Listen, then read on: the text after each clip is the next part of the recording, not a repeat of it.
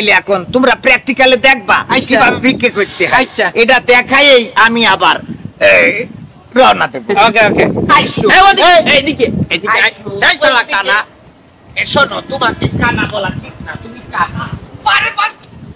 ফকির বইলে আমরা যারা আছি আল্লাহর দুনিয়া, আমাকে আল্লাহ ছাড়া কেহ নাই, আমাকে আপন বইলে আল্লাহ ছাড়া কেহ নাই। ফকির বইলে আমরা। তোমরা আমার গাড়ি আটকাইছো কেন? বাবাজি রাগ করে না, আমরা ফকির ভিক্ষে করতে এসেছি, এই জন্য আটকাইছি। এই যে সভাপতি যশোর, সেক্রেটারি, হ্যাঁ এদিকে। এখন কথা হইলো আমি কিভাবে ভিক্ষে করতে হয় তোমাদের শিখাই। বাবাজি আল্লাহর রাস্তায় কিছু দান করো। এই যে 20 টাকা আছে, তো 20 টাকা না। 20 টাকা? ওস্তাদ শব্দ হইলো কই? আরে বাবা টাকা দিয়েছে, এটা নোট টাকা, এটা আচ্ছা কয়েন বা পয়সা না যে তাই খড়মড় করে না টমাস করেটা তো আচ্ছা। কিন্তু এই টাকাটা নেওয়া যাবে কিনা সেটা বুঝতে হবে। এখন আইসি ফকিরের আসল পয়েন্টে। জি সেই পয়েন্টটা কি? এখন আমরা এই টাকাটা হালাল কিনা এটা যাচাই করব। জি বাবাজি তোমার বাবা কি করে, মানে তোমার আব্বু? আমার আব্বা পুলিশের চাকরি করে, একদম বড় অফিসার।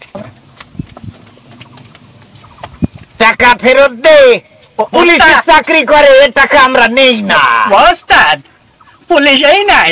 আরে না, আসলে তোর কোনো সমস্যা আছে? না ওস্তাদ, আমি সেই আপনি যখন হেলিকপ্টারেতে নামলেন না, তখন আমি সেই পাইলটের জুতো পাইতে চলে আসি, তাই ভাবলাম পুলিশ খোঁজ দেই কিনা। দেখো কাম সারিয়েছে, তা দেখছি পাইলটের জুতো পাই ঢুকাইয়ে চলে এসেছে।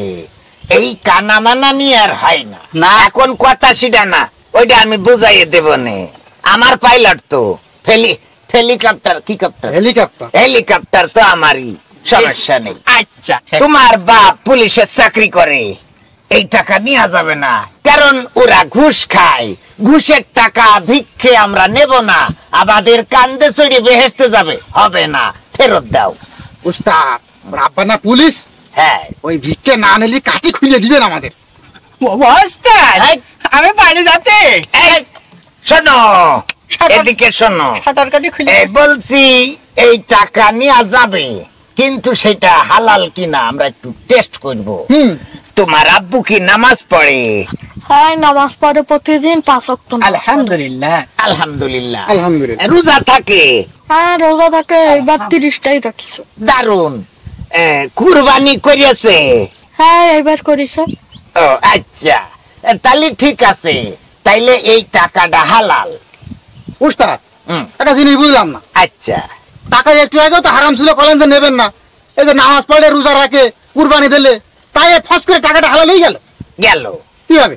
যেহেতু সে নামাজ পড়ে, রোজা থাকে, আবার কুরবানি করে, তাইলে সে হয়তো ঘুষ খাবে না, কারণ আল্লাহ বলেছে ইন্নাস সালাতা তানহা আনিল ফাহশাই ওয়াল মুনকার, নিশ্চয় নামাজ খারাপ কাজ থেকে বিরত রাখে। সুতরাং যেহেতু তার বাবা নামাজ পড়ে, নামাজি কখনো ঘুষখোর হবে না, ঠিক আছে? হ্যাঁ এটাও সত্যি। তোমার জন্য আমরা দোয়া করি, আমি দোয়া করব, তোমরা আমিন বলবা। আমিন। এখন না, কখন? আমি দোয়া করার পরে। আচ্ছা ঠিক আছে। আল্লাহ আমার বাবাজিকে তুমি হায়াতে দরমুজ মারো। আমিন আমিন। কি করলেন? হায়াতে দরুন মারবে মানে হায়াত দারাজ করুক। ও হায়াত দারাজ করে দাও। আমিন। আল্লাহ তার আব্বা পুলিশে চাকরি করে, সে যেন ভালো করে ইনকাম করতে পারে। আমিন। আল্লাহ কবুল করো। আমিন। তাহলে বাবাজি ওয়ালাইকুম আসসালাম। ওস্তাদ আমাদের ভাগের টাকাটা কখন দেবা? আইসো।